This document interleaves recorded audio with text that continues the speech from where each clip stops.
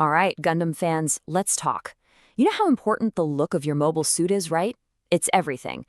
But what if I told you that iconic look, that awesome silhouette, was actually kind of holding your gameplay back? Well, a huge update is on the way to fix just that, so let's dive in and break it all down.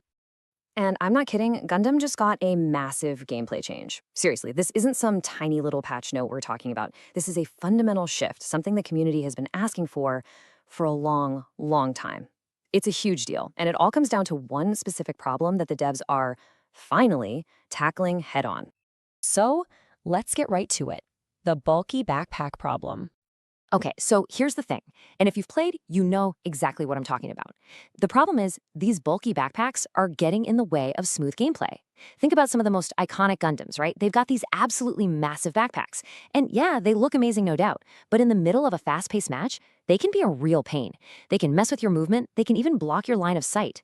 This has been a huge topic of conversation on the forums for like ever. So after all that talk, guess what? The developers have announced the fix. And the solution is detachable in-match backpacks. Yes, it's so simple, but so good. You're going to have the ability to just pop off certain backpacks right when a match starts. It's a really smart, targeted fix that improves the gameplay, but, and this is key, it doesn't permanently change those classic Gundam designs we all love. All right, so you're probably wondering, how does the new system actually work? Let's get into the nitty-gritty. Okay, the details here are super interesting. So for the Bull Gundam, the Death Gundam, and the Sazabi, you're getting a fully detachable backpack. Straight up, you can take it off. But check this out. The Freedom Gundam is getting something a little different. It's getting a simplified rear device. This shows they're not just doing a one-size-fits-all solution, they're really tailoring the fix to each suit to make the gameplay better. And this right here is why the solution is so brilliant. It's really the best of both worlds. So in the hangar, you still get to see your Gundam in all its glory. You keep that original iconic look. But then in a match, that's when you get the better gameplay experience. The system kicks in, things get streamlined, and you can focus on the fight. You get to have your cake and eat it too, the cool looks and the smooth performance. So this all leads to the big question, right? Is this a game changer, or is it maybe a vibe breaker? Let's talk about it. First things first, you won't have to wait long. This is all arriving with the next big version update.